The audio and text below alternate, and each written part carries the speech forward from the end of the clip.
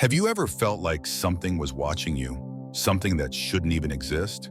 Like a presence so real, so intense, it makes the hairs on the back of your neck stand up. But when you turn around, there's nothing there. I'm Sergeant Daniel Fuller, a U.S. Army advisor, and what I'm about to share with you is a story from deep in the Honduran jungle, one that changed my life forever. It's a story about a night when everything we thought we knew about the world was shattered by something ancient, something intelligent, and something terrifying. It started as a routine patrol mission. Nothing out of the ordinary, just a small team, a few soldiers, some pack animals, and a dog. Our job was simple: check a supply route through the dense virgin forest, make sure the road was clear, and report back. Easy, right? That's what we all thought. But from the moment we stepped off the base, something felt wrong. The air was thick, heavy, almost metallic, like licking a cold, rusted piece of metal. It was subtle, but it was there. And it wasn't just me who noticed it. Our German shepherd, Rico, was on edge from the start. His ears twitched constantly. His hackles rose twice in the first hour, and he kept staring into the shadows where nothing should have been. I tried to brush it off, told Ortega, our patrol leader, that the dog was probably just sensing snakes or small animals. But Ortega didn't look convinced. His hand never left his rifle, and his eyes scanned the tree line more often than usual. He'd been running patrols in this valley for 6 years, knew every bend in the river, every animal trail. If he was uneasy, then something was definitely wrong. We moved into the jungle just as the sun dipped below the ridge, swallowed by a wall of trees so thick the sky vanished. The jungle wasn't just a backdrop, it was a living, breathing entity that seemed to close in on us, swallowing the light and sound. The usual jungle noises were there, the distant howls of monkeys, the croaks of frogs, the occasional jaguar scream. But beneath it all, there was something else, a low, steady rhythm, like breathing. Not human breathing, not animal breathing, but something else, something that didn't belong. I remember thinking, this is just a patrol. We're trained for this. We've done this 100 times. But deep down, I knew this night was different. This night would change everything. Before I go any further, I want you to think about your own experiences. Have you ever felt watched? Not just by people, but by something unseen, something that defies explanation? If you have, leave a comment below and share your story. Because after what happened to us that night, I understand why some memories never fade. Why some moments stay with you, haunting you long after the danger has passed. This isn't just a story about a jungle patrol gone wrong. It's about the unknown lurking just beyond the edge of our understanding. About creatures older than humanity, watching, waiting, and sometimes making themselves known. What we encountered that night wasn't just a wild animal, it was something else. Something that lives outside the normal rules. And if you think this is just a tale from the jungle, think again. Because what I'm about to tell you isn't just my story, it's a warning. A glimpse into a world most people don't believe exists, but it does, and it's still out there. The night we were assigned to patrol felt like any other at first. The briefing was routine: coordinates, radio check times, rules of engagement. Our mission was simple: verify that the supply route from Moron Base to the IUTI Forward Operating Outpost was clear, a 40-kilometer stretch cutting through the heart of the virgin forest. The rainy season had just ended 2 weeks earlier, leaving the ground soft but passable. Perfect conditions, Captain Harris assured us, at 1700 hours. Nothing to worry about. But as we geared up and stepped out at 1830, the jungle swallowed us almost immediately. In Central America, the tree line isn't a gentle slope. It's a wall. One moment you're bathed in fading sunlight, the next you're plunged into darkness beneath a canopy so thick the sky disappears. The air grew cooler, heavier, and the usual sounds of the jungle seemed muted, as if the forest itself was holding its breath. Lieutenant Rafael Ortega took point.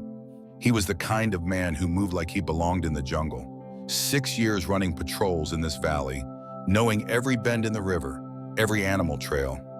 His boots barely made a sound on the soft earth, his eyes sharp and alert.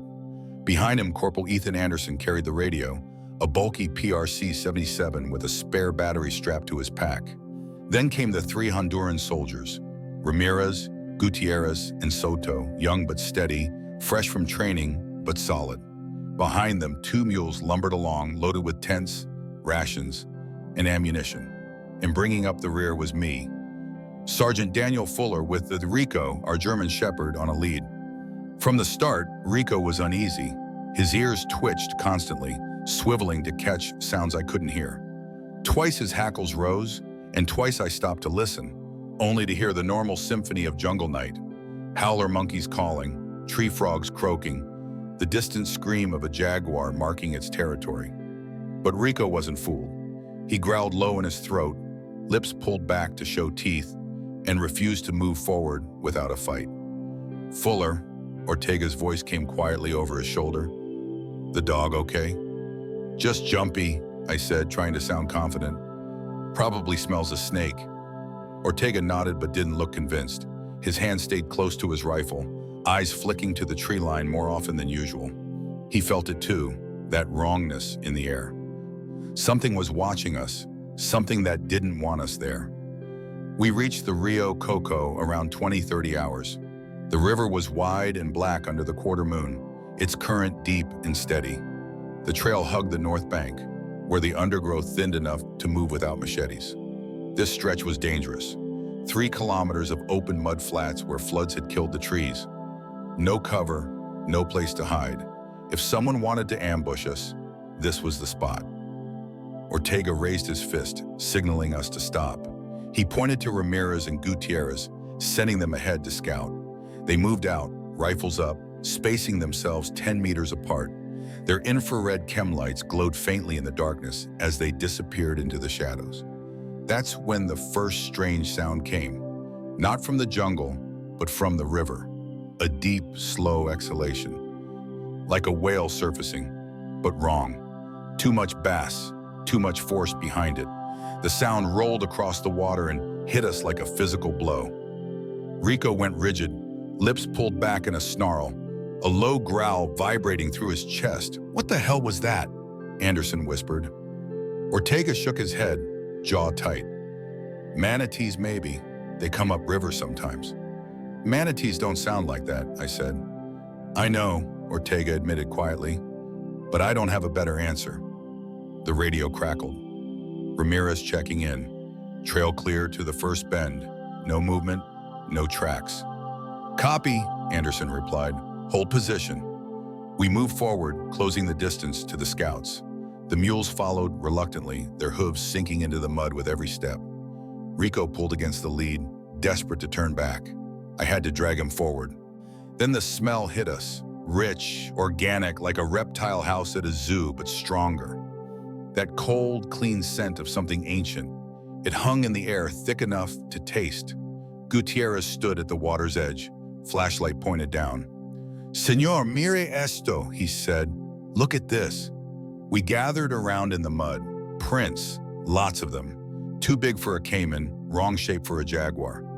They looked like handprints, if hands had claws and were the size of dinner plates. Ortega knelt, touching the edge of one print. The mud was soft, fresh, made within the last hour. "Could be a tapir," Soto offered, trying to sound confident. "Tapirs have hooves," Gutierrez said flatly. "These have fingers." Anderson keyed the radio mic. "Mokaran, this is Jaguar 6. Possible large animal activity at checkpoint 2. Requesting guidance, over." Static, long seconds of it. Then a voice, scratchy with distance. "Jaguar 6, continue mission.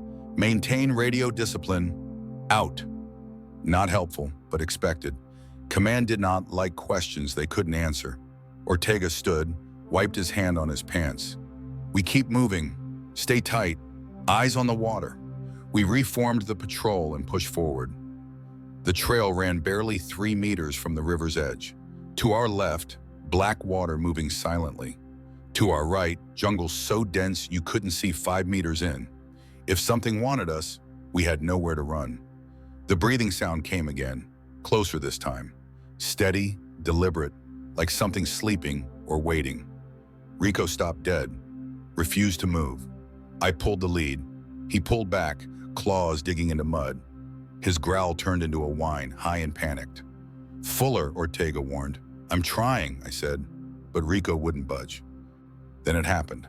The water exploded. Not gradually, not with warning, but suddenly, violently.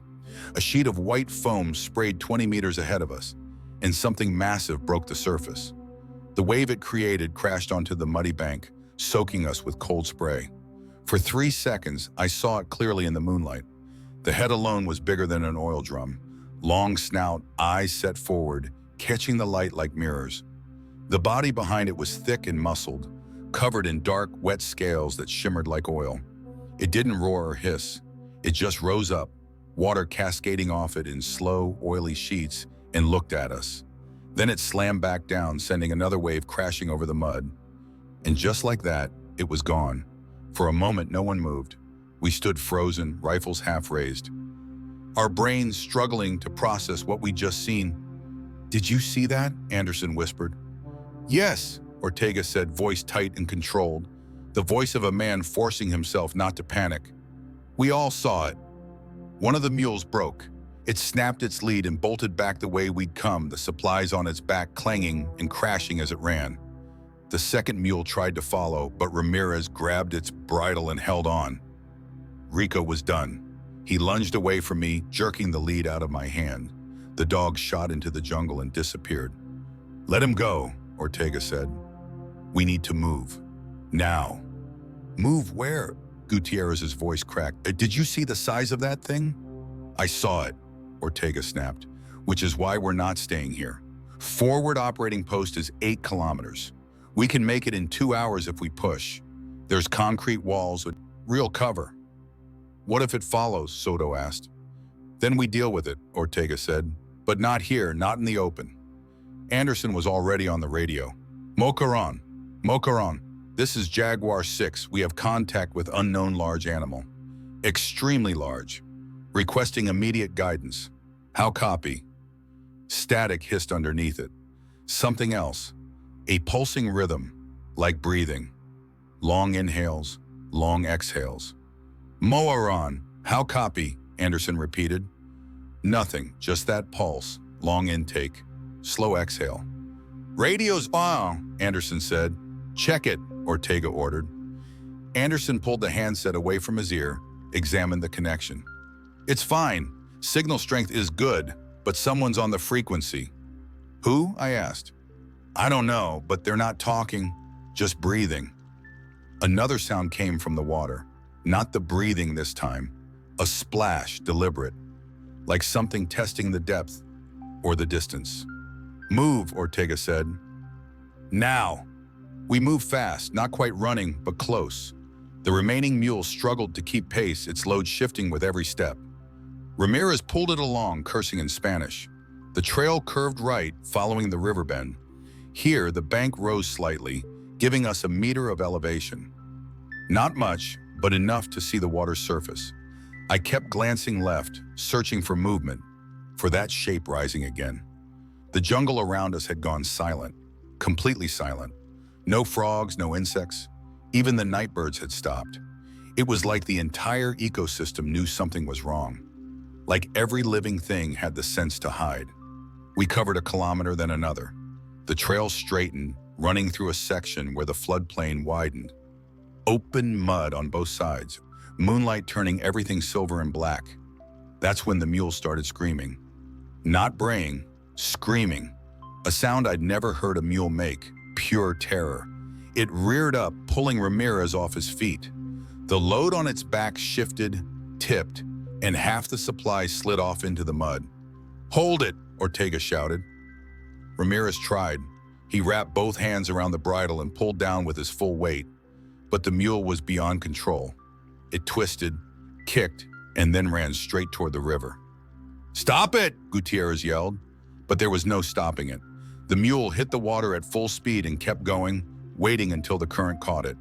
We watched helpless as it was swept downstream, its head above water, still screaming, the supplies floating beside it. Then something rose beneath it. Not a full emergence, just a shadow under the surface. The mule's scream cut off. It went under, 1 second thrashing in the current, the next gone. Completely gone. No splash, no struggle, just vanished. The supplies followed one by one, pulled under as if on wires. Tents, rations, ammunition cans. The water barely rippled. We stood there staring at the empty river, trying to understand what we'd just seen. "Radio base," Ortega said quietly. "Tell them we've lost both mules and most of our supplies." Anderson keyed the mic. "Mokaran Jaguar 6, be advised we have lost our pack animals and equipment. Repeat, both mules down, dragged into the river by unknown contact. Request immediate extraction. Over." The static came back, and under it, that breathing, slower now, satisfied. "Moaran, do you copy?"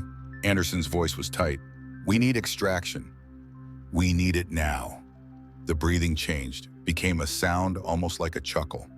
Low rumbling, then the radio went dead. Not static. Dead. Complete silence. Anderson shook it, checked the battery. "It's gone. Radio's completely dead." "How?" I asked. "You just checked it 5 minutes ago." "I don't know," Anderson said, "but we're offline." Ortega looked at each of us in turn, reading our faces, seeing the fear, the exhaustion, the beginning of panic. He was calculating, deciding. "The fob is 6 kilometers, he said.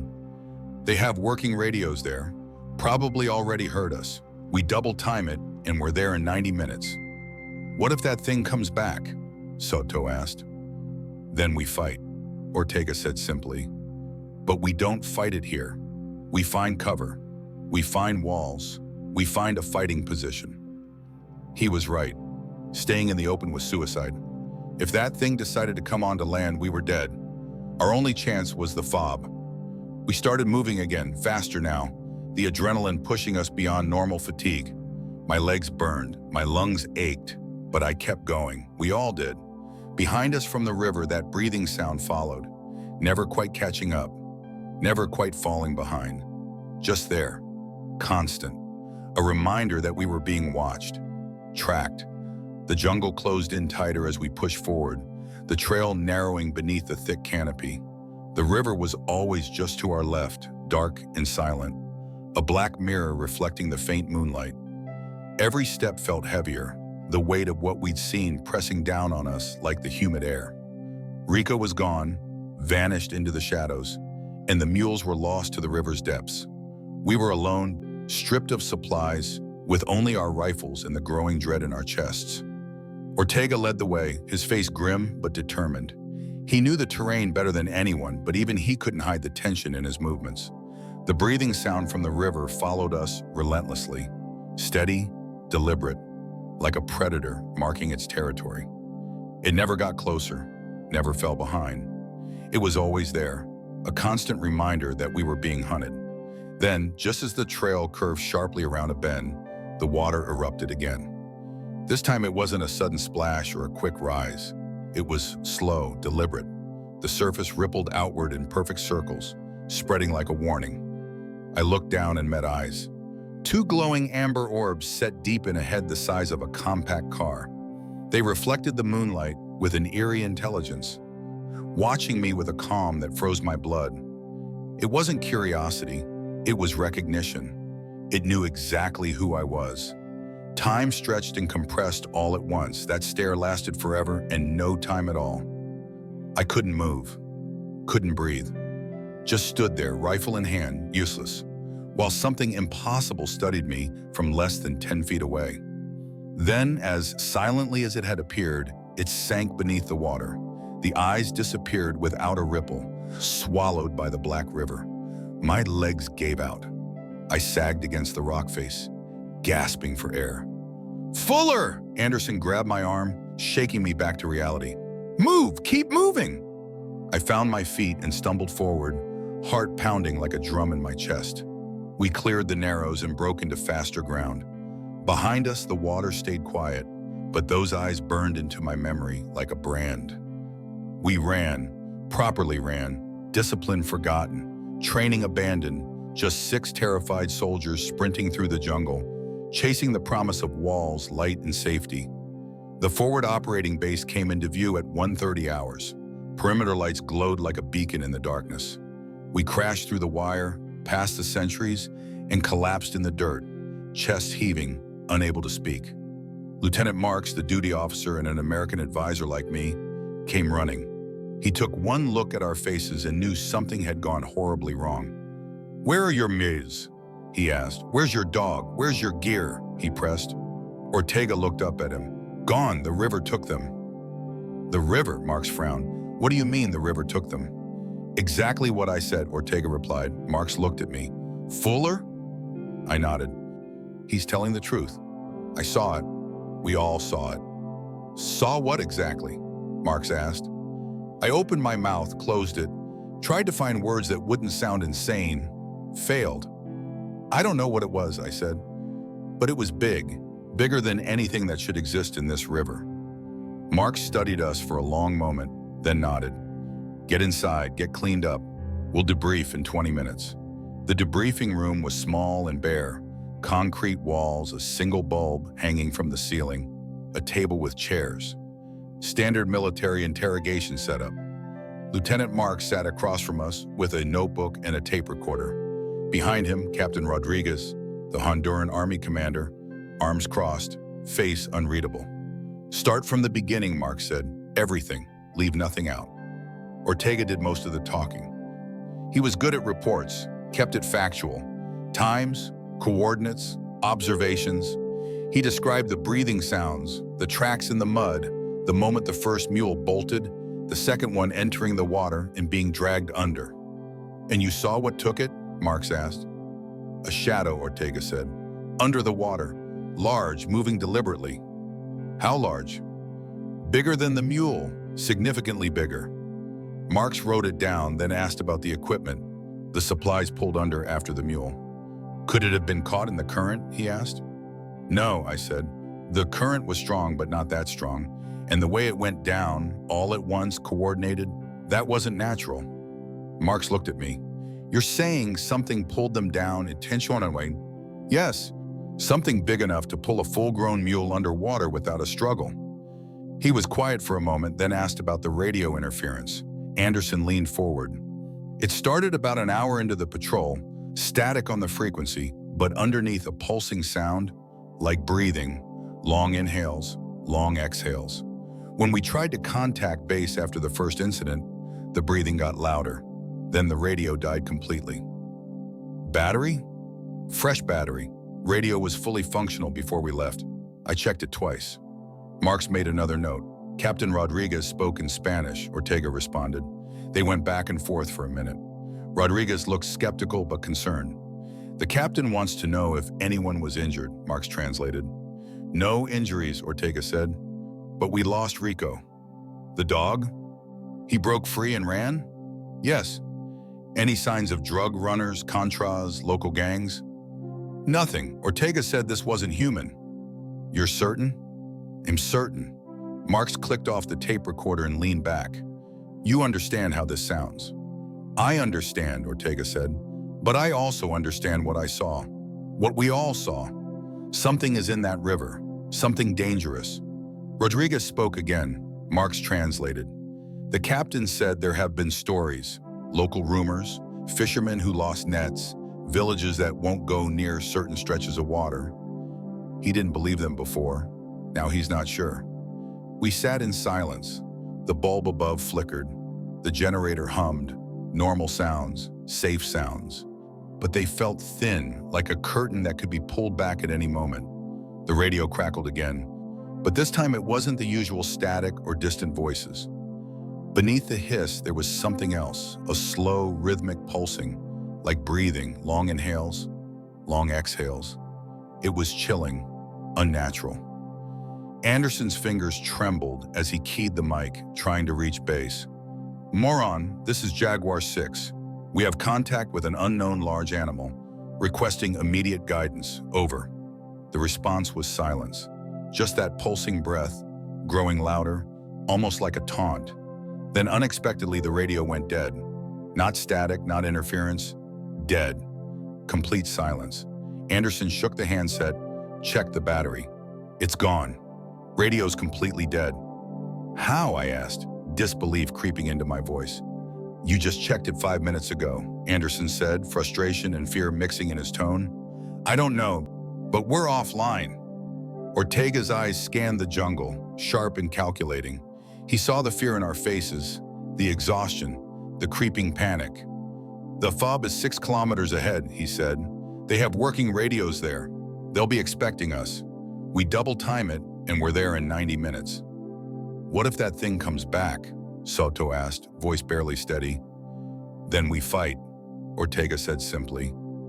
"But not here. We find cover, walls, a fighting position."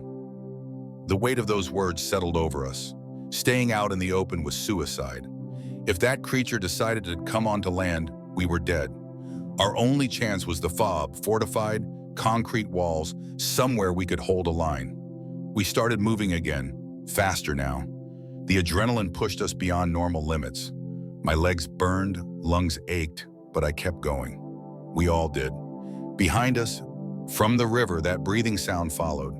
Never quite catching up, never falling behind, just there. Constant. A reminder that we were being watched, tracked. The jungle around us had gone silent. No frogs, no insects, no nightbirds. It was as if the entire ecosystem knew something was wrong. Every living thing had the sense to hide. After 30 minutes of hard movement, Anderson suddenly stopped and held up his hand. "Listen." We froze, straining to hear over our ragged breathing. Water, the sound of something moving through water. Not in the river, but in the jungle. Behind us and to the left, moving parallel to our path. "It's flanking us," Gutierrez whispered. "Keep moving," Ortega ordered. "Don't stop. Don't engage unless it attacks." The sound of water movement kept pace with us, sometimes ahead, sometimes behind. Never visible, just that constant splash and rustle. Like something massive was waiting in the flooded areas between the trees. Another kilometer passed. The trail descended back toward the river. This section was unavoidable. The only route forward. Sheer rock face on the right, water on the left. No choice but to thread through. Ortega paused at the entrance to this bottleneck. His face was grim. "Stay close. Watch the water. If it comes, we fire until we're dry. Understand?" We nodded, checked our weapons. I had 4 magazines, 28 rounds each. 112 bullets between me and whatever was out there. It didn't feel like enough. We entered the narrows, single file now, shoulders almost brushing the rock face. The river ran less than 2 meters away, so close I could have reached out and touched it. The breathing stopped. Complete silence. Not even the water made a sound. It was like the whole world was holding its breath. 10 meters into the narrows, 20, 30, the trail curved ahead, promising wider ground beyond. That's when the water moved. Not violently, just a ripple spreading outward in perfect circles from a point directly beside us. Something had surfaced. Slow, quiet, right there. I looked down and met eyes. 2 of them, set in a head the size of a compact car. They glowed faint amber, reflecting moonlight or something internal I couldn't tell. But they looked at me with an intelligence that froze my blood. Not animal curiosity, recognition, like it knew exactly what I was. Time stretched. That stare lasted forever and no time at all. I couldn't move, couldn't breathe. Just stood there, rifle in my hands, useless. While something impossible studied me from less than 10 feet away. Then it sank, smooth and silent. The eyes disappeared beneath the black water without a ripple. It was gone. My legs gave out. I sagged against the rock face, gasping, "Fuller!" Anderson grabbed my arm. "Move! Keep moving!" I found my feet, stumbled forward. We cleared the narrows and broke into faster ground. Behind us, the water stayed quiet, but I felt those eyes burned into my memory like a brand. We ran, properly ran, discipline forgotten, training abandoned. Just 6 terrified soldiers sprinting through the jungle, chasing the promise of walls, light, and safety. We finally reached the forward operating base just after 1:30 a.m. The perimeter lights glowed like a beacon in the darkness, promising safety and shelter. We crashed through the wire, past the sentries, and collapsed in the dirt, chest heaving, unable to speak. The relief of reaching the fob was immediate, but it was quickly replaced by a heavy silence that settled over us all.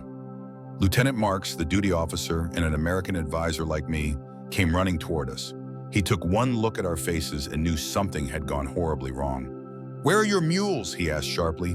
"Where's your dog? Where's your gear?" he pressed, scanning us with a mix of concern and disbelief. Ortega looked up at him, voice low and steady. "Gone. The river took them." "The river?" Marks frowned, clearly not understanding. "What do you mean the river took them?" "Exactly what I said," Ortega replied. Marks turned to me. "Fuller?" I nodded. "He's telling the truth. I saw it. We all saw it." "Saw what exactly?" Marks asked, his eyes searching mine for answers. I opened my mouth, then closed it, struggling to find words that wouldn't sound insane. I failed. "I don't know what it was," I said finally, "but it was big, bigger than anything that should exist in this river." Mark studied us for a long moment, then nodded. "Get inside, get cleaned up. We'll debrief in 20 minutes. The debriefing room was small and bare. Concrete walls, a single bulb hanging from the ceiling, a table with chairs. Standard military interrogation setup. Lieutenant Marks sat across from us with a notebook and a tape recorder. Behind him, Captain Rodriguez, the Honduran Army commander, arms crossed, face unreadable. "Start from the beginning," Mark said. "Everything. Leave nothing out." Ortega took the lead, his voice calm but precise. He kept it factual. Times, coordinates, observations. He described the strange breathing sounds, the tracks in the mud, the moment the first mule bolted, the second one entering the water and being dragged under. "And you saw what took it?" Marks asked. "A shadow," Ortega said, "under the water, large, moving deliberately." "How large?" "Bigger than the mule, significantly bigger." Marks wrote it down, then asked about the equipment, the supplies pulled under after the mule. "Could it have been caught in the current?" he asked. "No," I said firmly. "The current was strong, but not that strong.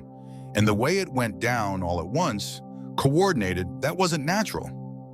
Marks looked at me. "You're saying something pulled them down intentionally?" "Yes, something big enough to pull a full-grown mule underwater without a struggle." He was quiet for a moment, then asked about the radio interference. Anderson leaned forward.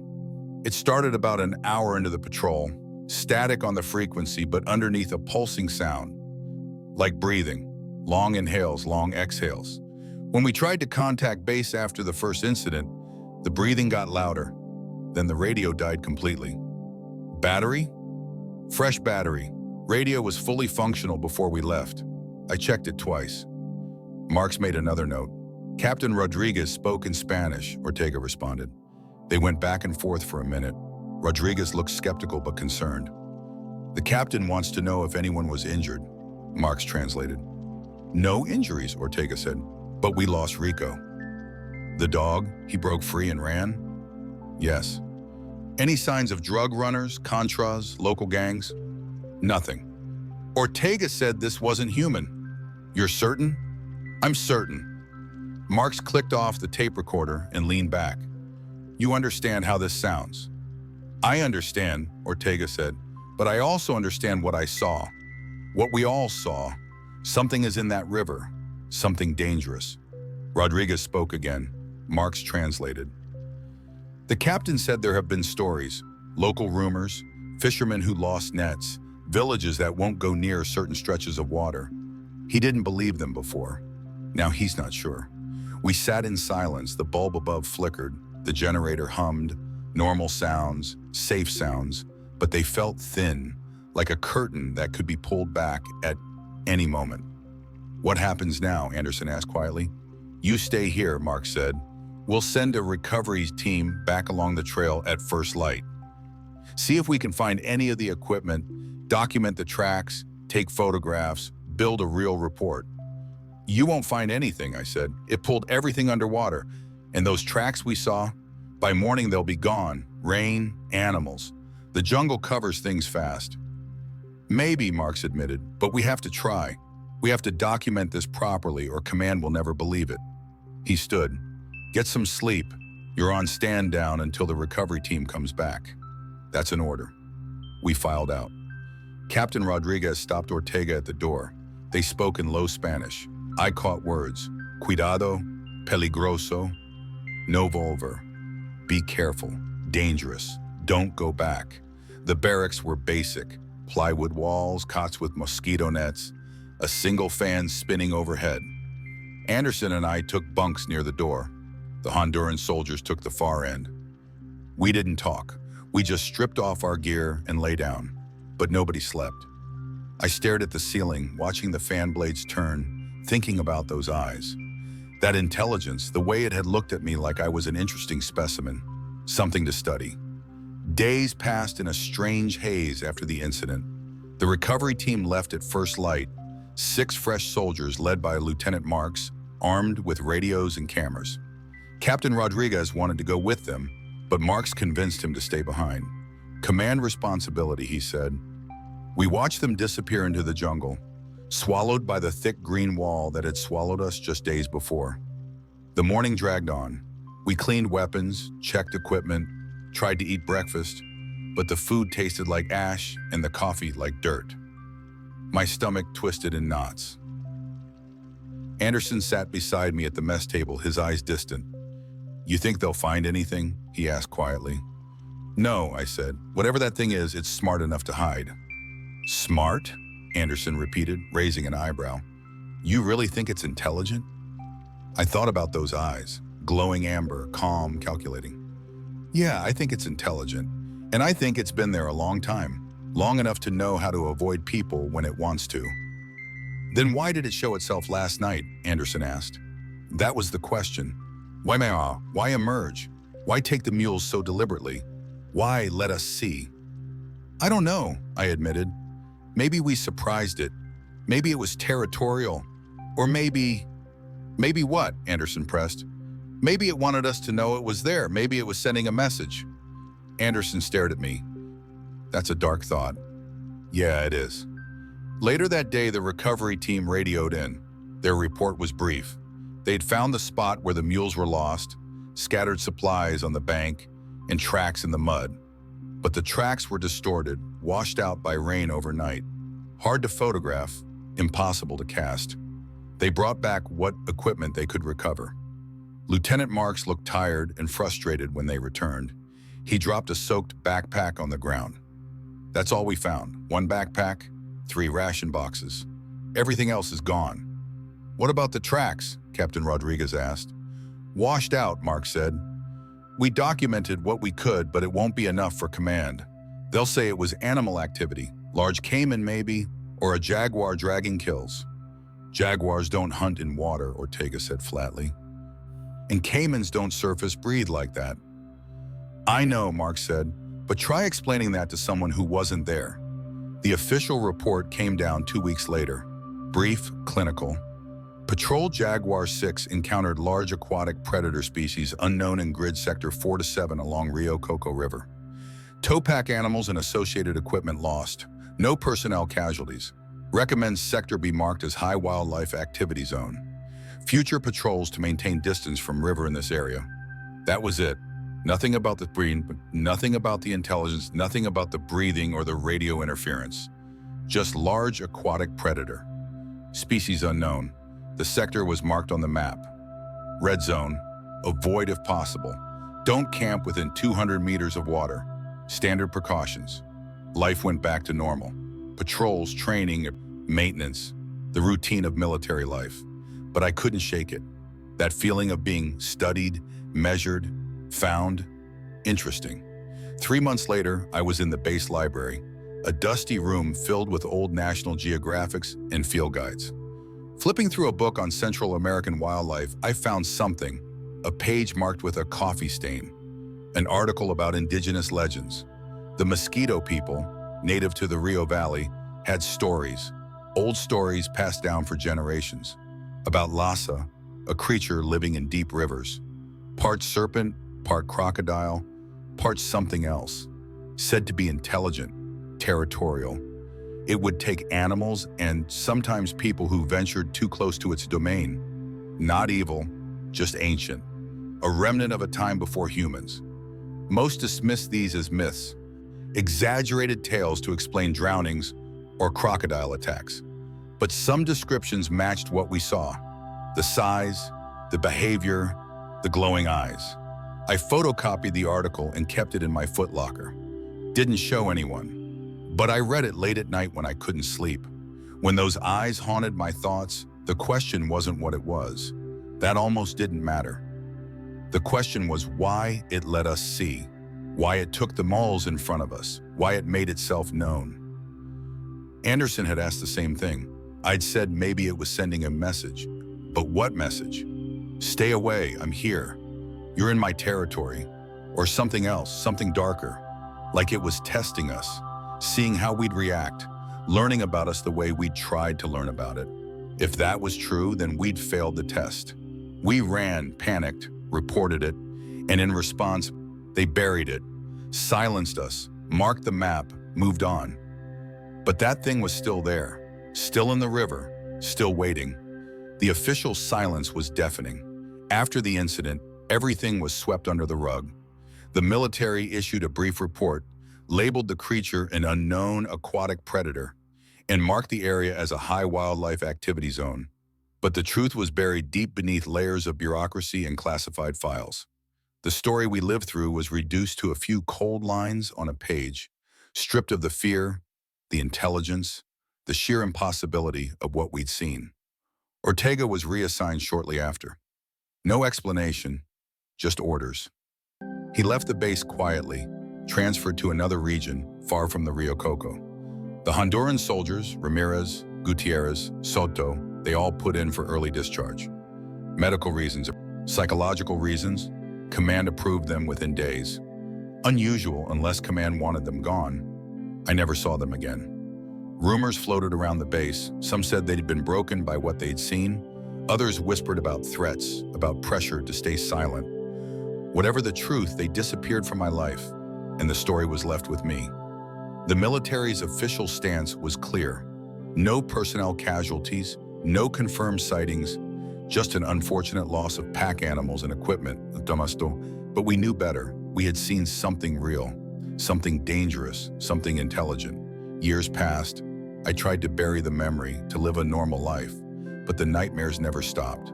The eyes, the breathing, the feeling of being watched. It never left me. Then in 2003, I got a call, unknown number. I almost didn't answer, but something made me pick up. Fuller, the voice said, familiar. Took me a second to place it.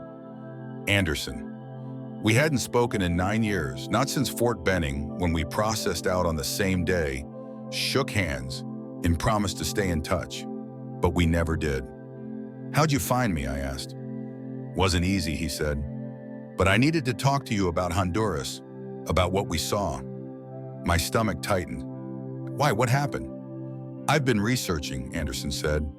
Digging, looking at reports. Fuller, we weren't the first. What kind of incidents? Disappearances, equipment losses, strange tracks, reports filed and buried, going back decades. Not just Honduras, Panama, Colombia, Brazil, all along major river systems. Always the same pattern. Something big in the water. Something that takes things, something intelligent. I sat down. How'd you find this? Freedom of Information Act requests, military buddies who owe me favors. A lot of digging. The patterns are there if you know where to look, but they bury it. Always the same language, unknown aquatic predator, wildlife activity, inconclusive evidence. Why are you telling me this? Anderson was quiet for a moment. Because I think they're still covering it up, and I think more people are dying. There was an incident last month, Costa Rica. A research team disappeared. 7 people. They were working on a river study, found their boat, found their equipment, never found them. Maybe they drowned, I said. Maybe, but the boat was intact. Radios were dead, and on the bank they found tracks. Big tracks, 3-toed, the same kind we saw. My hands went cold. You think it's the same creature? I think it's the same species. I think there are more of them. And I think they're active, more active than they used to be. Why now? I don't know, development. Maybe we're pushing deeper into their territory, building dams, changing water levels. Maybe they're responding. Maybe they're defending their range. It made terrible sense. What do you want me to do about it? Come meet me. I have documents, evidence. I want you to see them. Maybe together we can figure out what to do, how to get someone to listen. I thought about my wife, my kids, my normal life. Anderson, that was a long time ago. We've moved on. Have we? His voice was sharp. Have you really moved on, Fuller? Or do you still see those eyes every time you close your own? He was right. I hadn't moved on. Not really. Just buried it like they taught us. Yeah, where? Savannah, next weekend. There's a conservation conference. I'll be presenting some of my research. Carefully worded, nothing direct. But I want you there. You're a witness. Your testimony matters. My testimony didn't matter in 1994, but maybe it matters now. I drove 8 hours to Savannah, telling my wife it was just a work trip. When I arrived, Anderson was waiting at the hotel bar. He looked older, gray at the temples, lines around his eyes. But those eyes were still sharp, still haunted. He had a briefcase full of documents, reports, photographs, and testimonies, all carefully organized, all pointing to the same conclusion. Something unknown was living in the rivers of Central and South America. Something large, something dangerous. And the military had been documenting it for decades, quietly burying the truth.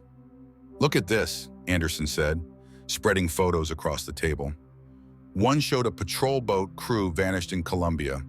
The boat was found intact, engines running, no bodies, no signs of struggle. Just a set of massive three-toed tracks in the mud. Another photo showed a fishing village in Peru where 6 boats disappeared in 1 week. Survivors said something huge rose from the water. Officials blamed pirates, but pirates don't leave these kinds of tracks. There was a photo from Brazil near a dam construction site. Workers reported something watching them from the water. Management dismissed it until 3 workers were pulled off the dam face in front of witnesses, dragged into the reservoir, never found. I stared at the photos. They couldn't all be the same creature, but Anderson shook his head. They're not. They're a species, or maybe multiple related species, apex predators adapted to river systems. Rare, elusive, intelligent. They avoid humans, but when pushed, they respond. Why hasn't anyone caught one, filmed one, proven they exist, I asked? Anderson gave me a look. You think they haven't tried?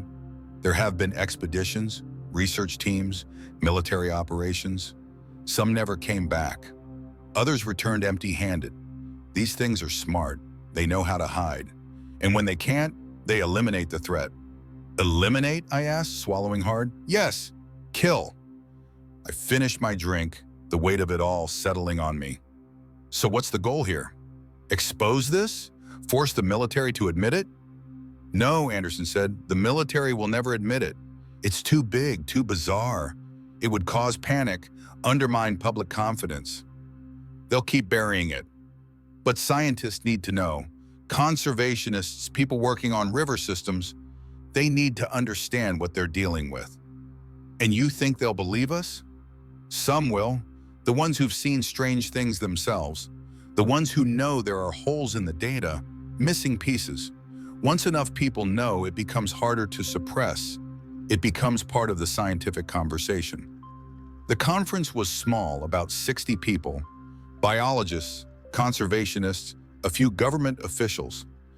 Anderson presented his paper, Unexplained Predation Events in Central American River Systems, a pattern analysis, careful clinical language, no mention of monsters or unknown creatures, just data, disappearances, equipment losses, pattern matches, statistical anomalies.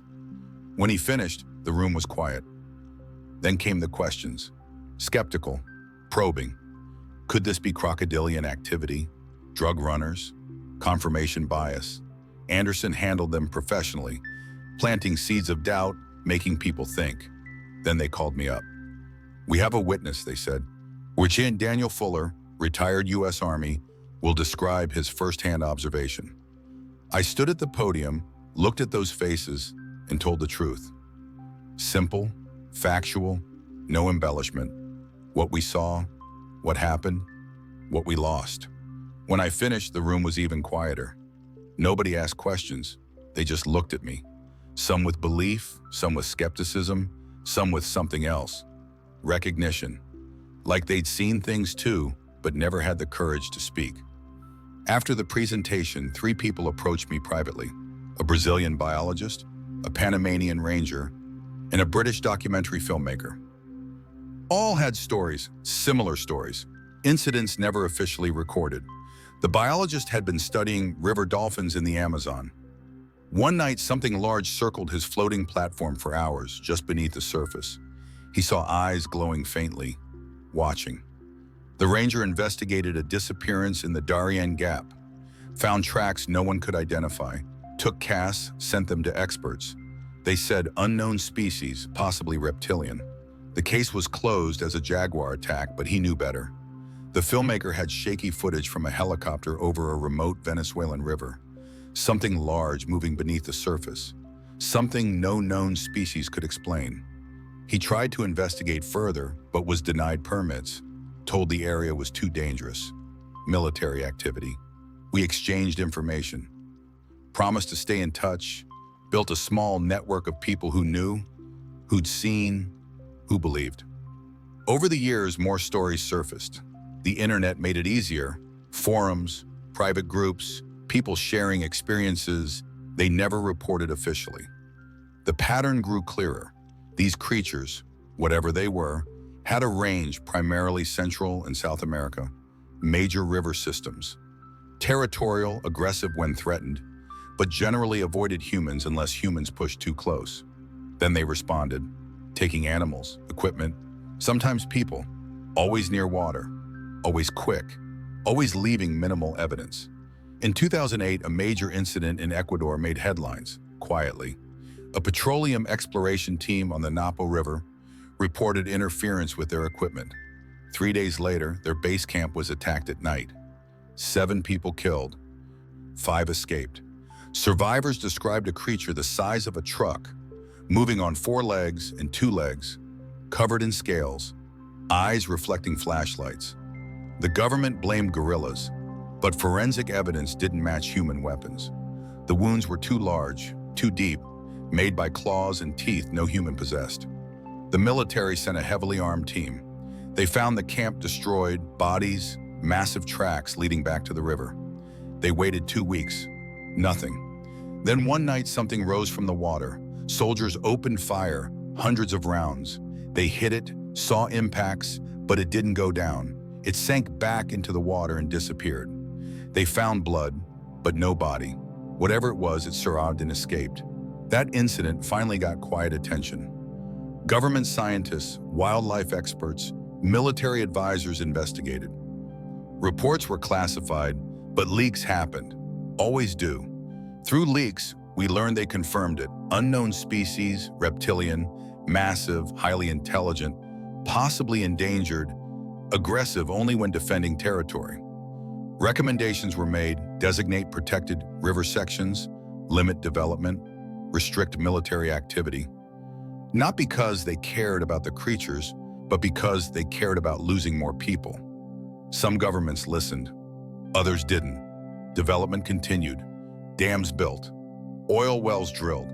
Incidents continued, smaller, more careful, but ongoing. Anderson kept researching, collecting data.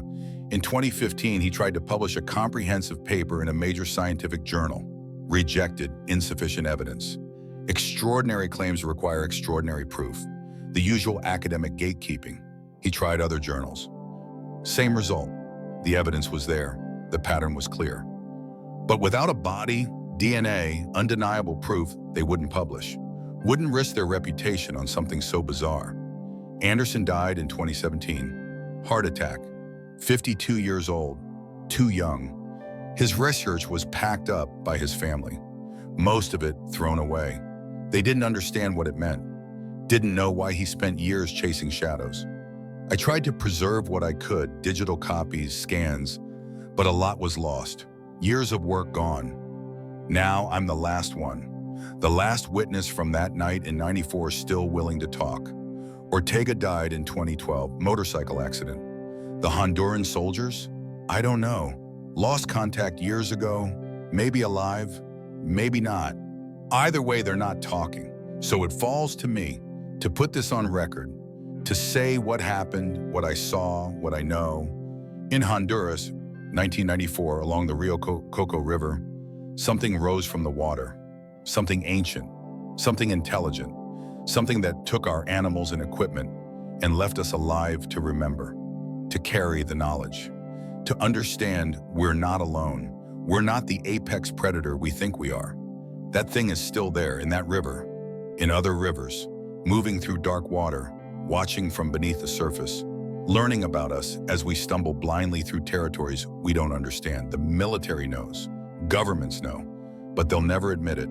Too complicated, too bizarre, too likely to cause panic. So they bury it, mark maps, issue quiet warnings, hope silence keeps everyone safe. But silence has a cost. People die, will continue to die, because they don't know, don't understand, walk into danger thinking humans control this world.